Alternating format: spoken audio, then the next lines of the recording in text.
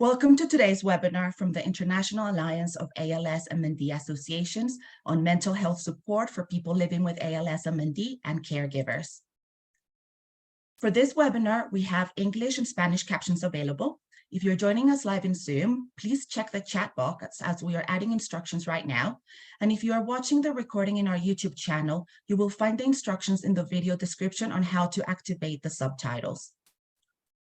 Para este seminario web tenemos subtítulos en inglés y español disponibles. Si se unen a nosotros en vivo, vía Zoom, verifiquen en la casilla del chat, ya que estamos agregando las instrucciones en este momento. Y si está viendo la grabación en nuestro canal de YouTube, encontrará las instrucciones en la descripción del video sobre cómo activar los subtítulos. Thank you to our sponsors Amylyx, Biogen, and Sobi, without whom this webinar series would not be possible. For those of you who don't know me, I am Jessica May, Programs Coordinator for the International Alliance, and I am joined today by an incredible panel of experts who will delve into the emotional impact experienced by people with ALS and MND, caregivers, young adults, and children.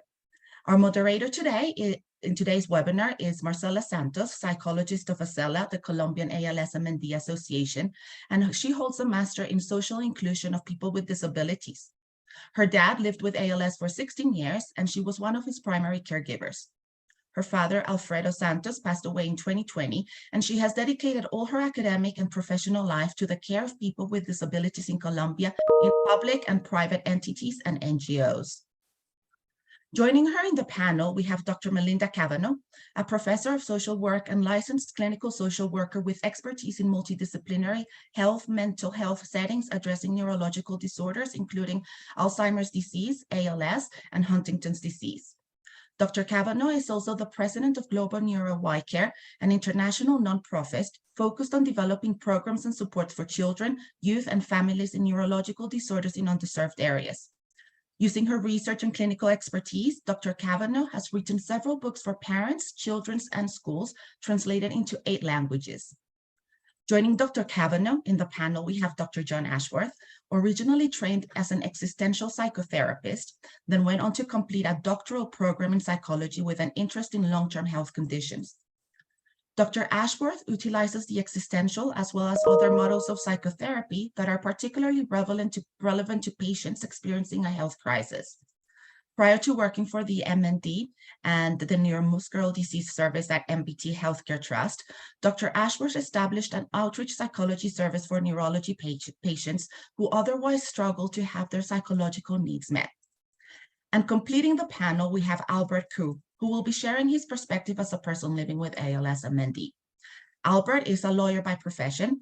Before being diagnosed with ALS, Albert was an avid sportsman who enjoyed the outdoors and spent his time pursuing his love for long-distance cycling, camping, and mountain climbing.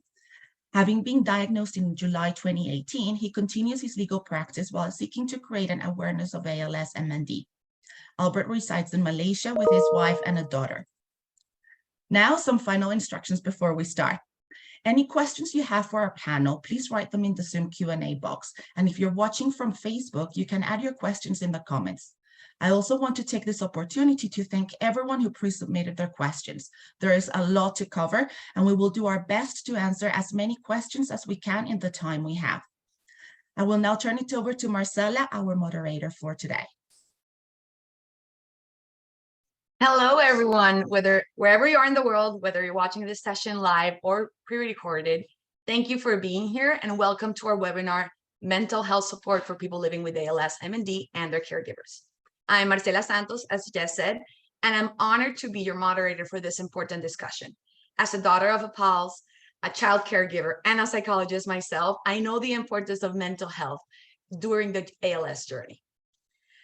Throughout our 1-hour session today, we will explore various aspects of mental health and well-being for people living with ALS and their devoted caregivers. Our panel of experts, Dr. John and Dr. Melinda and Albert Koo, will share valuable insights, strategies, and resources to enhance the quality of life and provide the support needed during this journey. Thank you again for joining us, and let's get started with this amazing conversation. To get us started today's topic, I will ask Albert to share his perspective on mental health support.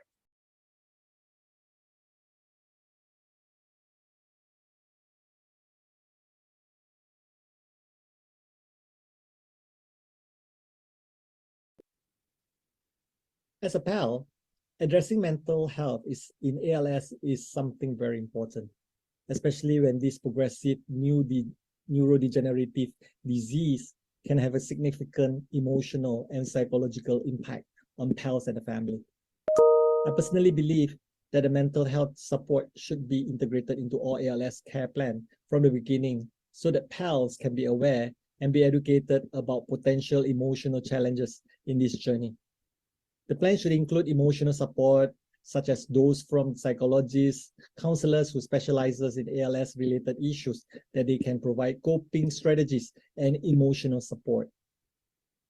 I belong to one patient support group that provide me with the platform where I'm able to express myself, receive help, encouragement, and support.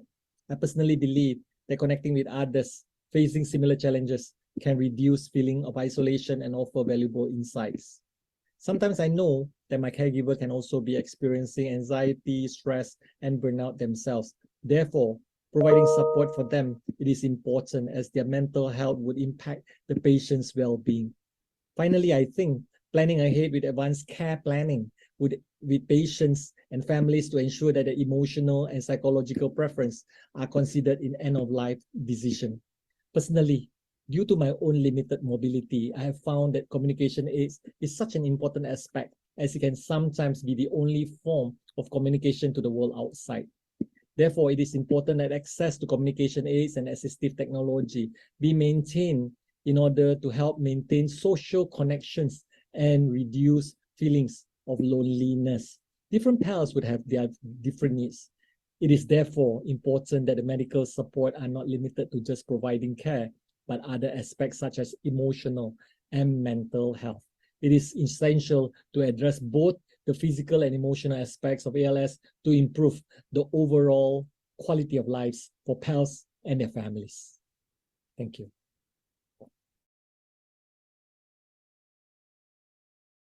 Thank you so much, Albert. So I would like to start today's webinar asking our panel why mental health support is important. John, could you please answer from the perspective of people living with ALS and adult caregivers? And Melinda, could you answer from a perspective of children and youth? Jan, you can go ahead. Okay, thank you. Well, it's a big question, and I'm very aware of some of the questions which have already been sent in for this webinar, and I'll have the opportunity, hopefully, to give a more nuanced understanding in answer to that question as I go on.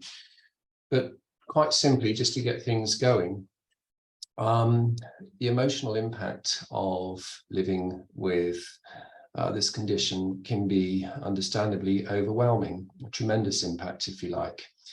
And so it's so important that we adhere to and pay attention to the mental health impact of living with this condition and consider that through the eyes of the person living with the condition, of course, their family, spouse, friends, loved ones too. And Melinda will be saying a lot more about children as this presentation goes on.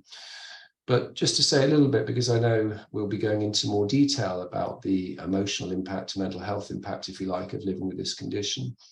So many things can come up. We're looking at existential concerns, maybe the trauma of a diagnosis. We're looking at loss and bereavement. We're looking at identity concerns and a whole host of other things which are going to be tremendously challenging. And having mental health professionals available to pay attention to these, to explore them with the individual involved and more widely, maybe with family members, spouse, or with children, is certainly become a very important part of the role I perform here at Bristol, where I'm based in an MND service in a hospital in the southwest of England. So as this talk goes on, I'll certainly say more about the kind of, or the particularity of concern people might have in the kind of ways in which I'm addressing that. But knowing this is just the kind of the opening gambit, if you like, I'll pass across to my colleague here, Melinda. Hopefully you can say some more words. Thank you, John. It's extraordinary that we're having this conversation and that we have this opportunity, particularly, you know, as we drill down and narrow into it around children and youth.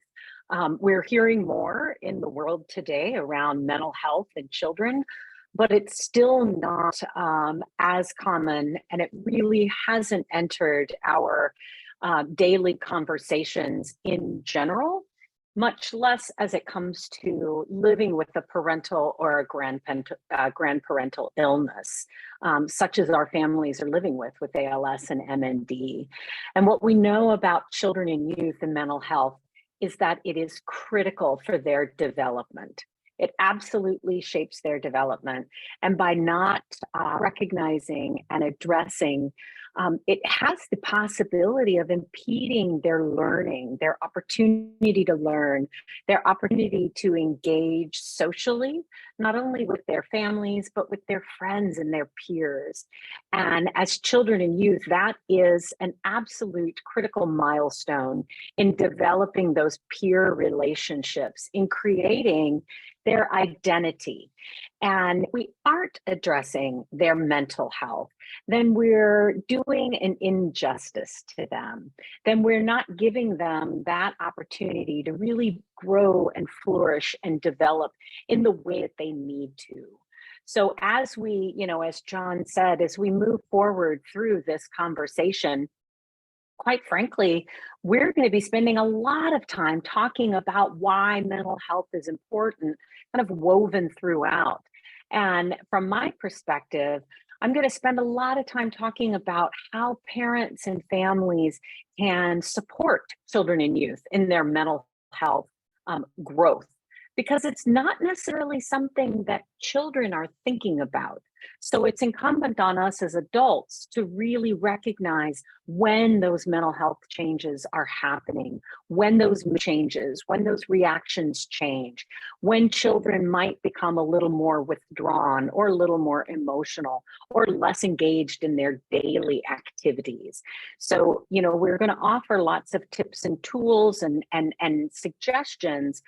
But the overall response, my overall response to this question is mental health is critical for everybody, and especially for children and youth in their overall development socially, emotionally. Yes, so I'm thrilled to be a part of this, and I'm grateful that this conversation is happening. Thank you both for your answers. This is actually a good segue to address the emotional impact ALS and MND can have. Melinda, could you tell us a little bit more of how we could help these children and youth with the emotional impact? Yeah, absolutely. This is such a great question.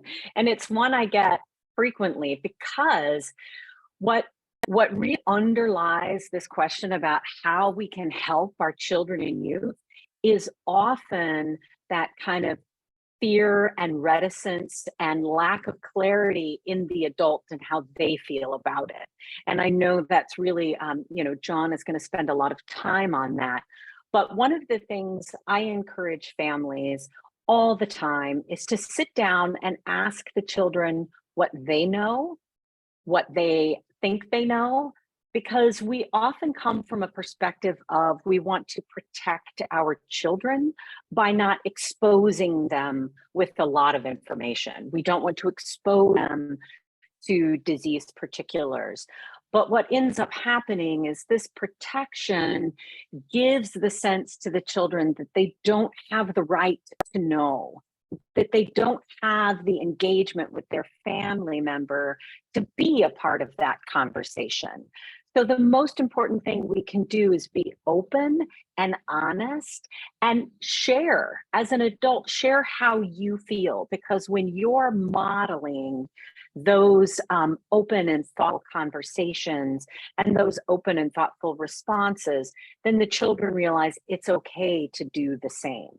So you think about it in terms of being open and having conversations. And this varies by age, right? So there's a lot we're going to talk about that might not be as applicable to a 5, 6, 7-year-old as opposed to a 12, 13, 14-year-old, right? So we're talking about a fairly large and somewhat complex developmental span with our children and youth. But even with the youngest children who don't have that real deep complexity of thought, being open of something's wrong, something has changed, and something is different, that alleviates their anxiety and their fears and their emotional questioning. So being open with them, you can be a little more detailed with your older children and youth, but making sure that you have that door open, you give them the space to ask questions, you're checking in about how they're feeling, and you're creating an engaged opportunity and environment to just have conversations.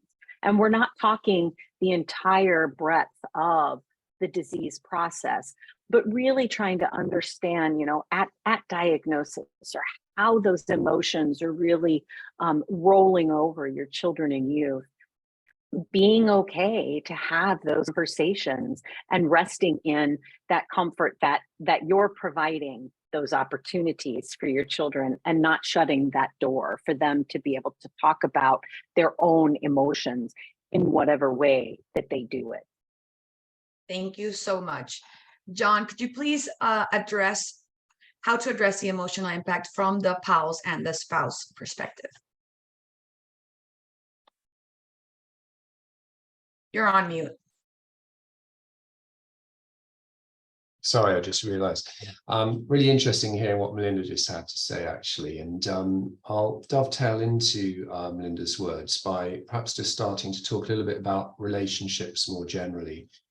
And so often what I will see is relationship struggles when I'm working in this area. And what's often happening is at the beginning, if I think about somebody living with the condition, their spouse, becoming a little bit more alienated from one another, seemingly for good reason, insofar as perhaps there's some way in which these two people are trying to protect each other from what's going on by not sharing their individual experiences of what they're seeing or what they're experiencing. And so, for example, there might be a case where the spouse is recognizing in their partner that they're experiencing a further decline. They don't wish to say anything about it because they don't know if the person living with the condition has themselves noticed it, and they don't want to kind of bring this forward in case emotionally it feels too much to bear at any given time. And if I reverse that, perhaps a person living with the condition notices some changes, and they notice that their spouse gets quite anxious when there's some kind of decline in their condition. And so again, they keep that private and incubate the other from that experience. But what can happen in these kind of ways can lead to two people not really knowing how the other person is feeling, how the other person is managing, and how the other person is coping.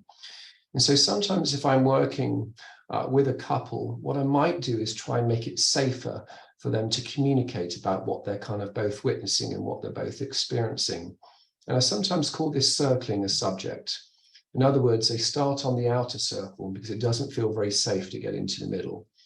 And to make it safer, what I might do is they ask the other, can we go closer? So one member of the party might say, look, sometimes I have these thoughts and feelings, but I don't share them with you because I'm concerned that it might just be overwhelming. You may not be able to deal with that. And the other person then in a couples therapy setting has the option to say, but actually, I would like to hear more. And so the circle decreases a little bit. Well, what kind of things might you like to talk about? Well, sometimes I actually am really kind of fearful. I want to talk about death and dying, and that just feels quite overwhelming to me, and I wonder what it'd be like for you. Well, actually, I have the same thoughts. Maybe we should touch upon this and come closer. And so the circle narrows, it gets smaller, if you like. But the consequence of that is as the circle narrows, we're reinstigating intimacy here. By being so very open with one another, an intimate relationship begins to kind of reestablish itself, which is also very important because another tremendous emotional impact which is going on is a change in identity and a change in roles often. And often I'll see in partnerships, we end up in a situation where somebody experiences being the person being cared for and the other person is the carer. And those roles become very dominant. And when those roles become very dominant, there's the beginnings, if you like, a cessation of something which feels more intimate. And so we can reestablish intimacy by sharing explicitly and openly and helping the other person to know where we are. And a byproduct of that, if you like, is also a reassertion of meaning in one's life, because if things can begin to feel meaningless, which I often hear sometimes post-diagnosis, life doesn't feel the same to me now. I can't see the point in going forward. This is meaningless. And so in the work I'm often doing with the individual living with the condition, or if I'm working with a couple, is an attempt, if you like, to re-establish meaning in one's world. And the fostering of intimacy is tremendously meaningful. So if I can't be physical in the way in the world, if I can't be physical in the world in the way in which I used to be, what I can do is I can narrow the gap between me and others by being more open and more explicit. And that can be really rewarding and a really meaningful way of living. So that's one way, if you like, that I'm beginning to address some emotional concerns. But just to maybe name a few others, which are often reflected upon in sessions I have, one is just straightforwardly exploring loss and bereavement, which I've touched upon there, and we'll come to, I think, in a later question. Isolation is so profound, and again, thinking about enabling people to communicate more so, and I appreciate communication struggles can be in play here for a whole host of reasons, which I'll come to later. Nevertheless, helping people to come out of isolation, be more in contact with others is so very important. And also to make sense of very complicated experiences people might be having. And so there could be some changes cognitively which are taking place. And the individual living with the condition may not be quite aware what's happening, nor may be their partner or their spouse. And so again, making senses of the changing in behaviors that we might see, or changing in expressions or perceptions of experiences. So all these things, if you like, are some of the emotional impacts of living with motor neurone disease. And perhaps one way in which I might engage with that is the way in which I use this example of circling a subject and trying to narrow that so we can kind of foster intimacy. But there's more that I'll say as we go on. But those are some of the kind of things which you might be exploring in sessions. Thank you both again. We actually are going to touch on the processing loss, which you mentioned. So John, in your experience, could you share with us considerations for people living with ALS, MND, and their caregivers on how to process loss? Sure. So often when I meet people, they are potentially overwhelmed by loss. They haven't really had a chance perhaps to stop and explore it quite strategically, you might say. And if I could label what I sometimes see that's happening, that's in play, it's something I call perpetual bereavement. In other words, just when somebody's getting used to a particular loss they've experienced, they're confronted with something else and they've got to get used to that, and so on and so forth. And the consequence is that the person living with the condition is almost like a dog chasing its tail, doesn't get a chance to process some loss before they're confronted with other losses. And so by breaking that down and making sense of that experience, sometimes what we can begin to do is lessen some of the anxiety which is in play, because there's this overwhelmment of loss and not quite understanding where the overwhelmment is coming from. And elongated anxiety typically leads to a drop-off in mood. And so again, we can begin to understand how somebody's got there. That's not to say there wouldn't be a drop-off in the mood just dealing with the enormity of this diagnosis full stop. But nevertheless, exploring this kind of consideration of perpetual bereavement can be helpful. But also, I mentioned earlier, when I was thinking about changes in individuals experiencing, that there's a change in role, often a change in identity. Somebody may be very much attuned to a particular profession they've worked in for many years before they've potentially had to retire early or leave that role as a consequence of their physical decline. And so who are they in the world with not being attached to that particular profession? And so this loss of profession might be a tremendous impact on a sense of identity. And often I'm dealing with kind of a reconfiguration of who somebody is and how they find themselves to be. But the thing I mentioned earlier, which I hear so often, is straightforwardly a loss of meaning. It feels meaningless to me now. If I can't live in the world in the way in which I used to, what's the point, if you like? And in that realm, often what I'm working with is trying to help a client to realize that meaning is in transition. And what's meaningful at one particular moment can change in life, and something else can become meaningful and fill that place. If I go back to the example I used earlier, where I talked about how intimacy can be recreated by being more explicit with one another about what the two individuals in that relationship are going through. And that becomes so very meaningful. What becomes meaningful is narrowing the gap in that relationship, really knowing one another. And so that takes over. And so if somebody doesn't have such a physical capability they've maybe had in the world historically, what they can do, nevertheless, is really foster the relationships around them, get as close to those around them as they can get. And that can become so very, very meaningful. So that's one example of how we can reassert meaning at a time where there may be an emergence of meaninglessness. But those are some ways in which loss and bereavement can impact upon an individual, in how I might be exploring it, or how I might be kind of working with people to better manage the impact of those profound, wide-reaching emotional experiences. But I'm aware I could go on and say quite a lot, so I'm going to retreat again and pass across to Melinda. Thank you. Melinda, same question. How could we help children and youth process loss? Yes, absolutely. I love the use of John's word meaning, really, really thoughtfully and very clearly throughout his discussion, because this means a lot for children and youth. Very often we see around loss and processing loss in children and youth is anticipatory grief. Is these early losses, these changes, these progressions for the individual. John did a wonderful job of really exploring that. But from the children and youth's perspective, they're losing profoundly very important individuals who are shaping their lives. They're losing those aspects of their own development and their own identity.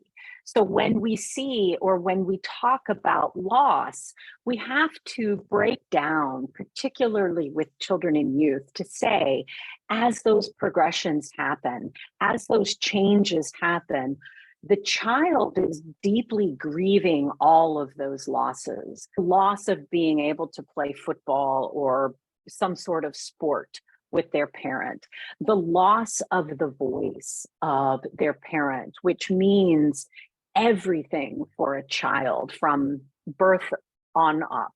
So working with children around loss is very much a continued process.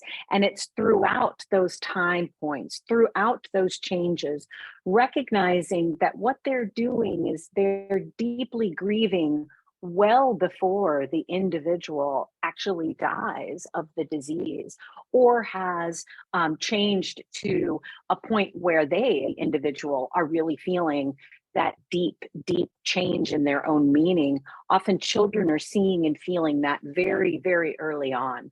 So for parents and practitioners, I always encourage them, this goes back to the earlier conversation, being open and being honest. And one of the questions in the Q&A was a wonderful one from Tracy, that we do see a lot of internalizing, a lot of depression in not only our individuals living with ALS, but definitely and often profoundly in our children and youth. And when to have those conversations has everything to do with this conversation around processing loss and having them early, but having them in normalized situations, not so much a very serious sit down, now we're going to talk. I encourage our families to do it in a way when they're at the dinner table, when they're in their home in a very comfortable kind of cocoon-like environment where people's guards are down, where children are a little more relaxed and open to hear the kinds of conversations that we encourage our families to have around these losses and around this progression, and maybe even at the very beginning at diagnosis. Because when children aren't given that opportunity to process those losses or talk about them, we have to be really careful about how loss turns into a complicated grieving process. For children, that can be lashing out. That can be reverting to an earlier developmental stage, or kind of becoming much more childlike. For teenagers who typically and developmentally appropriately are doing some kind of self-isolating and separating from their family, that can become much more extreme. And you have to be really careful about that level of self-isolating. So when we're talking about processing loss, to me, the most important word is process, because it is a process. And as our children grow and develop and change, they lose or alter their ability to process it in the same way. So for we as parents, for clinicians, for the adult in the room, recognizing that we need to be responsive in different ways as the disease progresses, as our children are developmentally progressing, but also as those losses are accumulating and they're grieving those losses. So I always encourage families to think about it in terms of that early anticipatory grief, talking about it, creating art, creating something that holds on to the thing that they lost, so that when they lose the person overall, they have all of those things along the way to hold on to, so that those losses are not complete in their totality. Thank you so much. And thank you for tackling that question right away. So I would like us to now approach how to best handle existential concerns. John, could you please explain what this term means? And Melinda, could you share with us how to best discuss this with children and youth? Thank you. Well, to go too deep into existential philosophy could take things too far, but if I start by saying as succinctly as I can, it is recognized as 4 givens to the human condition: isolation, freedom, death, and meaninglessness. And these 4 givens are all confronted tremendously with a diagnosis of motor neuron disease. And so to contextualize that and say how I'm working with these dominant themes and how they're antagonized by this condition will hopefully make a little bit more sense of the existential concerns here. So isolation, if I start there, Melinda was talking about isolation somewhat in the very interesting response I was just listening to. So isolation becomes more paramount for this client group, maybe straightforwardly due to lesser physical capability means you can't access the world in the same way. And so people become more alienated and more separated. And so we're trying to think about how we can maintain somebody's psychosocial world. How can we maintain contact, if you like? And sometimes the wriggle room we have there is that isolation may come about not simply due to a lesser capability, but more an emotional felt sense of fragility. In other words, one may be able to stay in contact more so, but they're so overwhelmed emotionally, it feels an impossible task to move towards others. We might confront that in a therapy scenario to try to make sense of those vulnerabilities and to try to make somebody feel safe enough, if you like, to re-establish contact. Going back to the other kind of core points, or if you like, the 4 tenets, the givens of being a human being. The other one I mentioned was death. And obviously, we all know we have an end point. And so death is, I suppose, brought more towards the front of one's psyche here. But it becomes so taboo because it's such an overwhelming thing to discuss and to explore. And so I think what's really important here is to give room and space for that in a therapeutic encounter, so that that taboo nature of it can begin to be taken away, so it feels safer to explore these things, which are so overwhelming when kind of held in isolation and non-expressed. And so in part, I'm straightforwardly trying to take the taboo out of some of these subject matter and make them more possible to be discussed in a therapy setting, and then also outside of that therapy setting, if you like. So that's something I'll be doing there. But also, if I think about just conversations around death and dying, they are really pertinent to kind of considerations of meaning or meaninglessness. In other words, being confronted with a shortened lifespan really alerts one to how one wants to live for the rest of the time they have. And being very alert to that gives an opportunity, if you like, to reassert meaning. What do I need to do now, which is going to be so very important for me and maybe my family in the time I have left? And we can see the connection then between dealing with and exploring what one's demise, what ending might be, so that we can actually understand also how somebody wants to live. So I think about meaning and meaninglessness a lot there. But I mentioned freedom a few moments ago, and if I bring that back into the conversation, that seems a little bit peculiar, because freedom, are we all effectively equipped with having continuous freedom, if you like? But if I change that word to choice, I guess there's always some choice in how we might deal with our circumstances, how we might confront our circumstances. And again, to make sense of choice and how I get there, I go back to the phrase I used earlier in today's conversation, where I said meaning is in transition. And so just when we think things are hopeless, when we're without choice, when we feel so compartmentalized and we've got no wriggle room, there is the opportunity that as we reestablish a different kind of understanding, we have a different interpretation, and we find things meaningful once more, we find we can approach things in a different way. We reestablish a sense of choice. And so I'm helping people often to sort of realize what wriggle room they have, what choice they have, what freedoms they can find at a time when they feel they've been robbed of all of that, if you like. There's so much more that perhaps needs to be said to make sense of that, because these are quite big concepts I'm trying to put across in a nutshell, in doing a very confined way. But I guess what I'm saying is I'm considering the core aspects of being a human being from an existential perspective. So I'm looking at isolation, freedom, death, and meaning and meaninglessness, if you like, and knowing that these concepts, these considerations are all prodded and poked by this diagnosis. And so I try to address them and give them room in the therapy space, so that that can also be an opportunity for a person to take that outside of the therapeutic encounter into their family lives, and also with friends and wider kind of groups they mix with. Does that make sense? Yes. Thank you so much, John. Melinda, how could we discuss this with our children and youth? Oh, this is really, I love this topic because it does not get brought up enough around children and youth.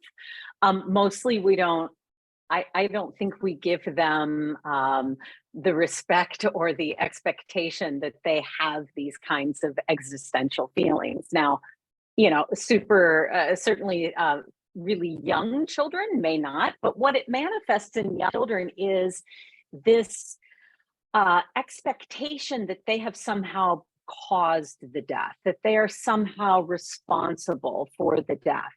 And this is really important for parents. You know, I think John's work around existential death and concerns and perspectives around dying is profound.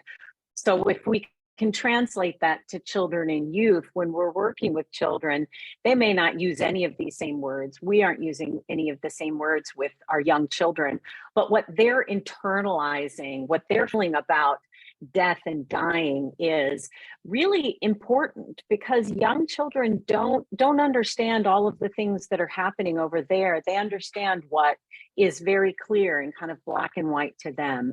And oftentimes this results in, as I said, children thinking, was I a bad child? Did I do something wrong? Am I responsible somehow for the onset of the illness or the death of the individual? And this is where it's really, really important to engage outside resources, to engage support, to engage therapy, to make sure that that child has the opportunity to process and understand and know that that is actually not what has happened. With our older children and even our young adults, a lot of this brings on fears about who am I and what am I doing with my life? And how is my life kind of affected by this deep and profound loss? So it might result in questions around going to school or not going to school. It might result in questions around career choices. I might dramatically change my career choice given this kind of life experience that I had with my loved one who died from ALS, MND. Another thing we haven't talked about, but is very, very common in our children and youth, is the role they play as a caregiver. And often, not only are we not talking about it, but they really do absorb that identity. Much like what John was saying, that identity as being a caregiver, a care supporter, someone who is involved, someone who is deeply participating in this process, When that person dies, the adult caregiver certainly feels this, but we don't often recognize that the child or youth also feels that sense of identity loss. I was my dad's helper.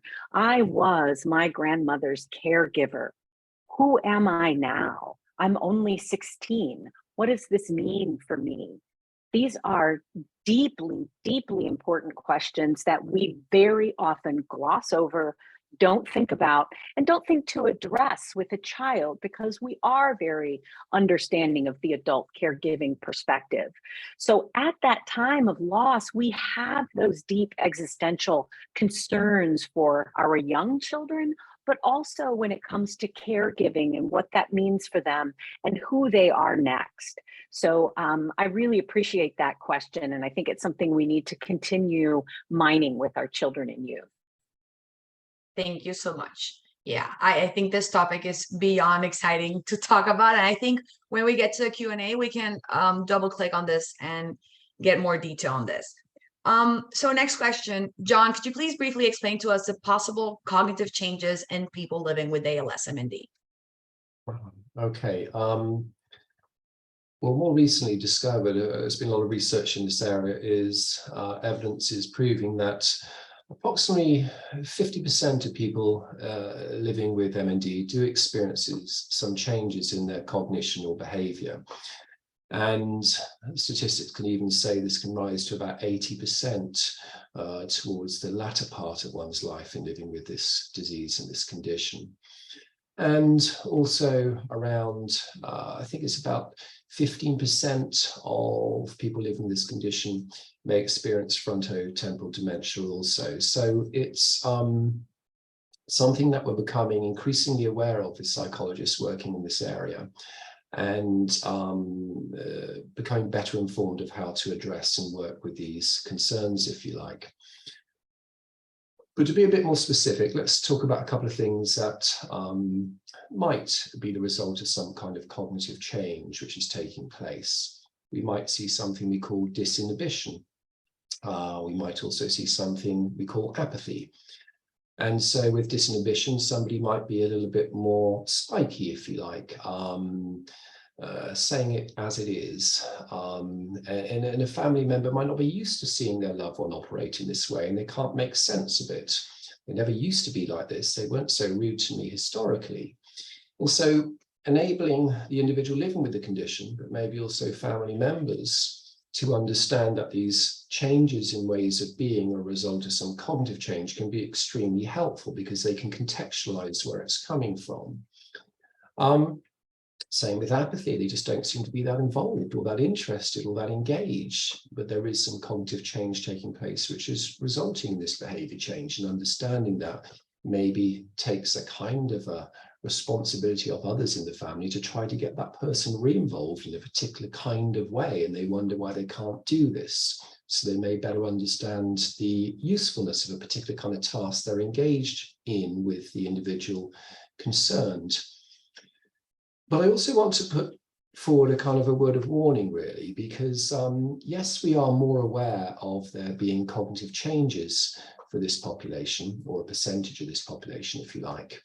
But I also think some of these so-called or seeming cognitive changes, organic changes, if you like, may be straightforwardly emotional reactions to living with this condition. So if you think about it, one has just been confronted with this overwhelming diagnosis, facing a shortened lifespan, and the impact is tremendous. And there could be, understandably, much frustration and anger about how this has happened to me and why should I be going through this, and trying to make sense of that. There may also be a sort of a sense or a sentiment of, well, actually, if I'm going to say how I feel in this world, maybe now's the time to say it, because I haven't got long left. I'm not going to bite my lip anymore.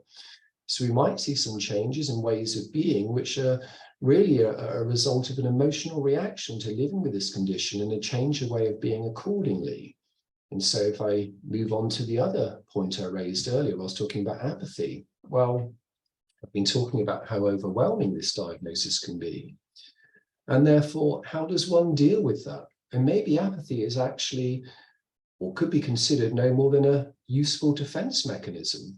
By sort of shutting down assaults, I'm lessening the felt sense of the enormity of what I'm being confronted with at this time. And so what I'm getting at here really is, yes, there is evidence for, and clearly we see it in the work we do, notable cognitive changes which lead to changes in behaviors.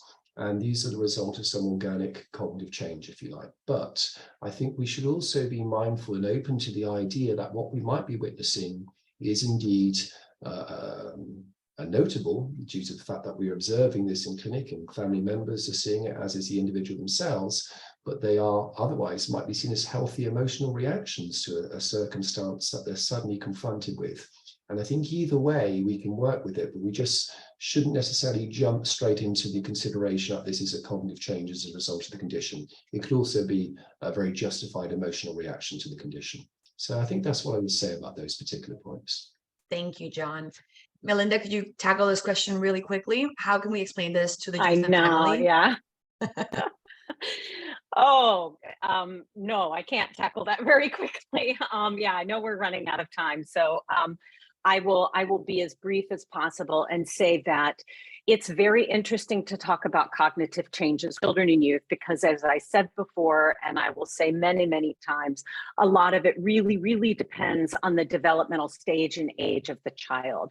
Younger children tend to be much more flexible. You can find ways to create kind of games, create new normal around forgetting or around Daddy doesn't know how to do this. How can we learn to help him do this instead?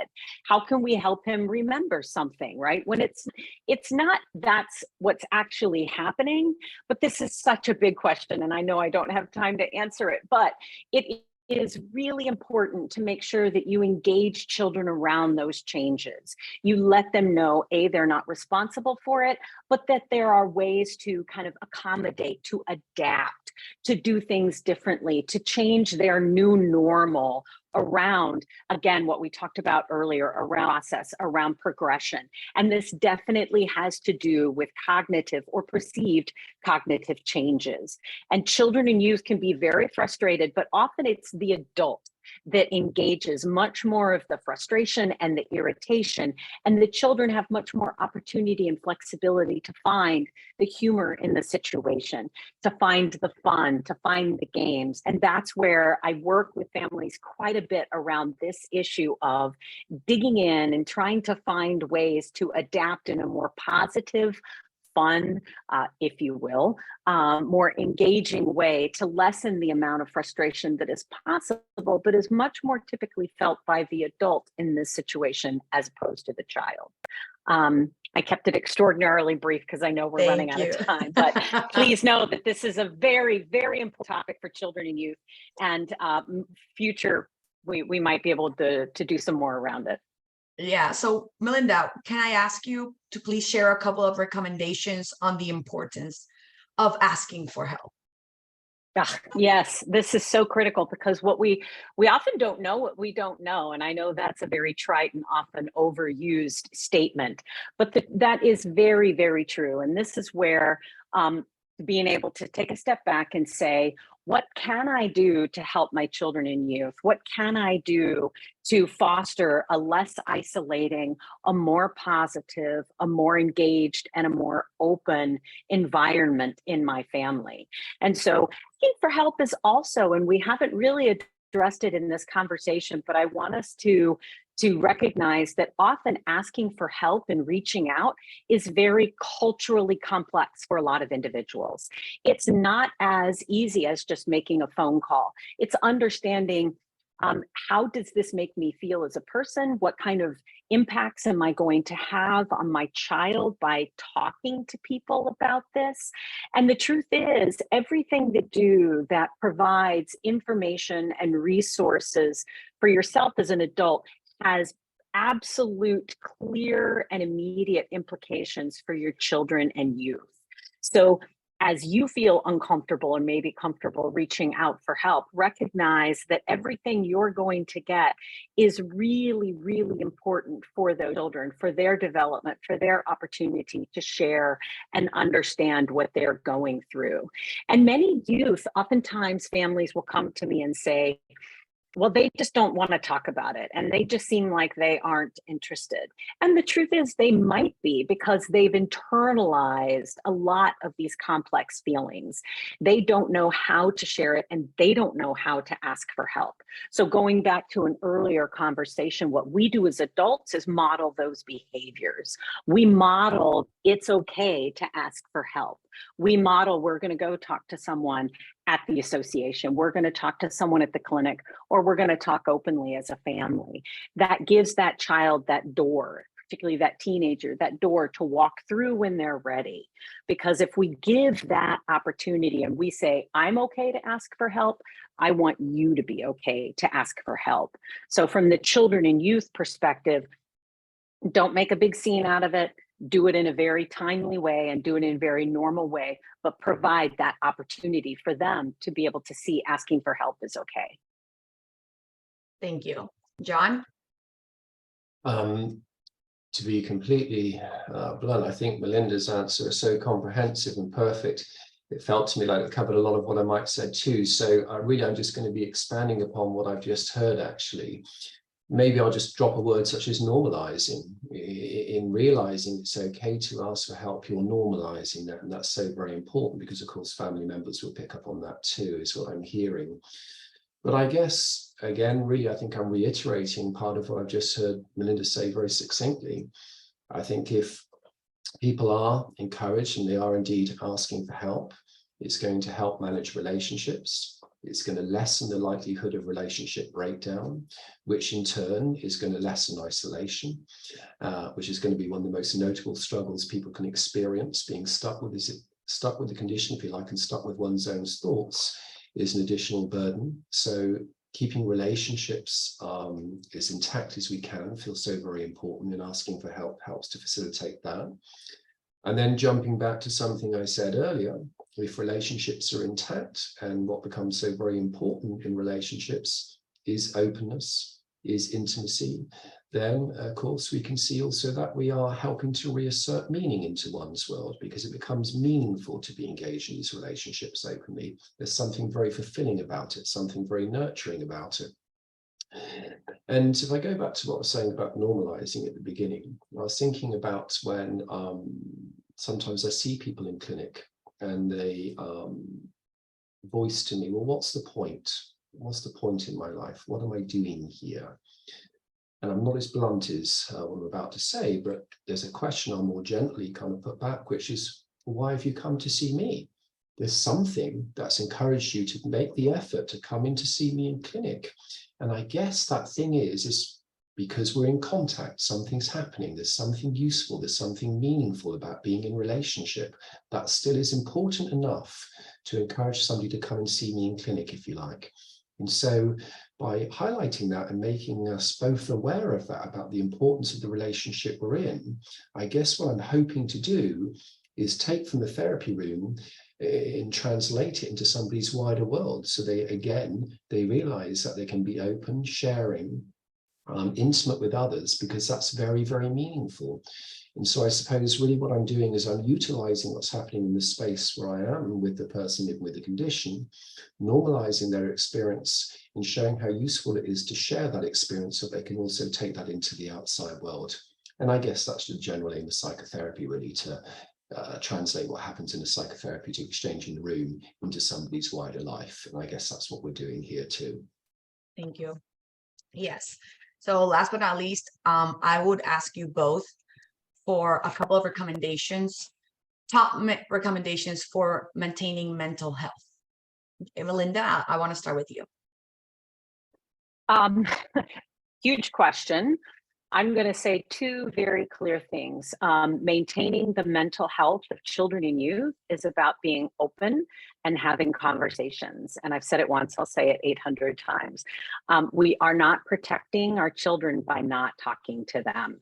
In fact, we are furthering the potential for negative mental health ramifications by not talking with them and not sharing with them in their own time and in their own way. Obviously, we all know our own children best, but that's my first and primary recommendation for maintaining mental health of children and youth is keeping those lines of communication open, not shutting the door in a way that we assume is protecting them. Telling children and youth about ALS MND is probably one of the hardest things you'll ever do for a child and for a youth, but recognizing the value that that has on their lifelong mental health and their modeling and their ability to be able to share their own emotions and their own feelings and process things over time. So the earlier, the open, the conversation, the honesty, all of those things are really my highest recommendation. I could say many more things, but I'm gonna leave it with that because I think that covers just about everything I've said in this talk. Thank you. John, what are your final recommendations on this? Again, I think I'm very much with Melinda on the key points she's raised here. By encouraging openness, discussion, sharing, I guess what we're evidencing, amongst many other things, is that our emotions are fluid. And when we don't share them, there's a stuckness to them. They keep coming back, they're wanting attention. And so we can be stuck in some very detrimental psychological spaces until we begin to open up about those experiences we're having. And what we find is there's some movement then in our emotional experience. So really what I'm trying to encourage people to do is to realize that the more they share, the more they engage, these emotions do move. Some clearance can take place. There's an opportunity, there's some wriggle room, if you like, to reconsider what one's going through. So I'm trying to evidence the fluidity of our experience through sharing. And I guess on top of that, and understandably, and obviously the byproduct is lessening isolation. And I've mentioned on several occasions, isolation can be one of the most detrimental experiences people can be having on top of living with this condition. Doing it in isolation is additionally burdensome and you might say scary and all kinds of things. So I think if we can lessen isolation by encouraging people to come forward, and we can evidence also the fluidity of their emotions and experiences so that we can evidence some clearance can take place, and there's better opportunity to begin to assimilate and digest what one's going through with that clearance. And these are, I suppose, the tasks or the ambitions of a psychologist working in this area. Thank you both. It's been like a very enlightening conversation. I'm not just because I'm passionate about this subject, but really because I know the importance of giving the ALS and MND community this topic to talk about today. Unfortunately, we covered a lot of the questions that were pre-submitted for us, but we don't have any more time to talk about the questions that we received through the live session. Although I think you kind of both answered both of them. Thank you so much for your time to our special panelists. Thank you for your participation today. And I will turn it over back to Jessica. Thank you.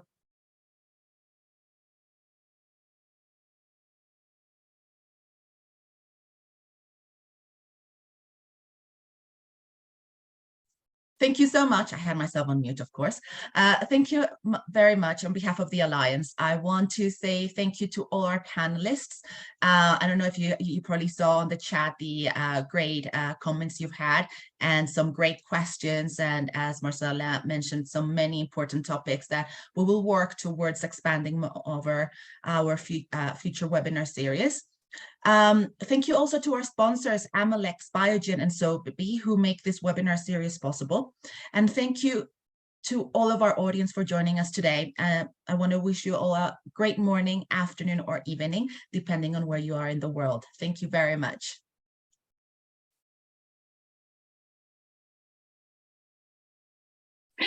Thank you for the opportunity to be here. Wonderful. Thank you. Bye.